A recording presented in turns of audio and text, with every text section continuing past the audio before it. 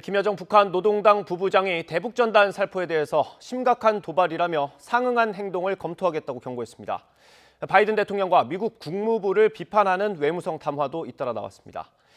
우리 정부는 북한을 포함해서 그 누구도 한반도 긴장을 조성하는 행위에 반대한다고 밝혔습니다. 취재기자 연결하겠습니다. 이승윤 기자. 네, 통일외교안보부입니다. 먼저 김여정 부부장 담화 내용부터 알아볼까요? 네, 북한 김정은 국무위원장의 동생인 이 김여정 노동당 부부장이 담화를 발표했습니다. 김여정 부부장은 얼마 전 남한 탈북자들이 또다시 반공화국 삐라를 살포하는 용납 못할 도발 행위를 감행했다고 비판했습니다. 이어 우리 정부가 탈북자들을 무분별하게 방치하고 저지하지 않았다며 불쾌감도 드러냈습니다. 대북전단 살포를 이 북한에 대한 심각한 도발로 간주하면서 상응하는 행동을 검토해 볼 것이라는 경고도 내놨습니다. 또 자신들이 어떤 결심을 하든 행동을 하든 그에 따르는 책임은 탈북단체 통제를 제대로 하지 않은 우리 정부가 지게 될 것이다 이렇게 강조했습니다.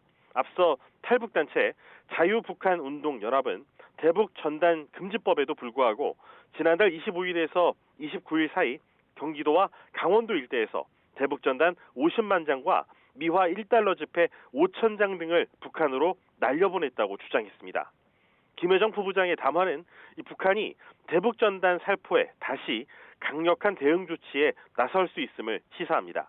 김 부부장은 지난해 6월에는 이 탈북단체의 대북전단 살포를 맹비난하면서 남북공동연락소 폐쇄와 대남 군사행동을 시사하는 담화를 냈고 이후 사흘 만에 북한은 실제로 남북공동연락사무소를 폭파하며 남북관계가 경색 국면으로 접어든 바 있습니다. 네, 오늘 같이 나온 외무성 담화는 어떤 내용입니까? 북한은 미국이 이 북한 인권 상황을 비판하는 건 최고 존엄을 모독한 것이라며 거세게 반발했습니다.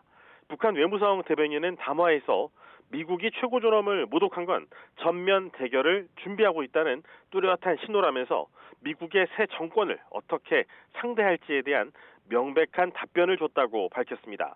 특히 자신들에게 있어서 인권은 곧 국권이고 이미 미국이 자신들을 건드리면 다친다는 걸 알아들을 만큼 경고했다면서 반드시 후회하게 될 것이라고 강조했습니다. 이번 담화는 미 국무부 대변인이 지난달 28일 대북 인권단체 등이 주관한 북한 자유주간을 맞아낸 성명에서 북한을 세계에서 가장 억압적이고 전체주의적인 국가 가운데 하나라고 비판한 데 따른 것으로 분석됩니다. 이와 함께 지난달 28일 조 바이든 미국 대통령이 취임 후 첫 미의회 연설에서 외교와 단호한 억지를 통해 이 북핵 위협에 대처하겠다고 밝힌 데 대해서도 미국의 집권자가 대단히 큰 실수를 했다고 경고했습니다. 권정근 북한 외무성 미국 담당 국장은 담화를 통해 미국의 새 대북 정책의 근간이 무엇인지 선명해진 이상 상응하는 조치를 강구하지 않을 수 없다며 이같이 밝혔습니다. 권 국장은 억제는 자신들을 핵으로 위협하기 위한 수단일 따름이라면서 미국이 아직도 냉전 시대의 시각과 관점에서 낡고 뒤떨어진 정책으로 북미 관계를 다루려고 한다면 감당하기 어려운 위기를 겪게 될 것이다 이렇게 강조했습니다. 북한이 대남 대미 담화를 잇따라 이렇게 내놓고 경고를 이어가면서 앞으로의 행보에 관심이 쏠리고 있습니다. 네, 그럼 우리 정부도 입장을 내지 않았습니까? 어떤 내용입니까?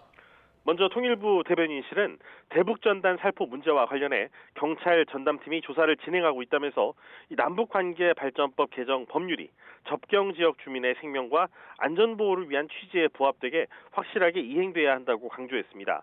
특히 정부는 이 북한을 포함한 어떤 누구도 한반도에서 긴장을 조성하는 행위에 대해서 반대하며 한반도 평화 정착과 남북관계 발전을 위해 끊임없이 노력해 나갈 것이라고 밝혔습니다. 이어 정부는 우리 주민의 생명과 안전을 보호하고 남북 간 합의 이행과 한반도 평화 진전을 위해서 최선을 다해왔다고 덧붙였습니다.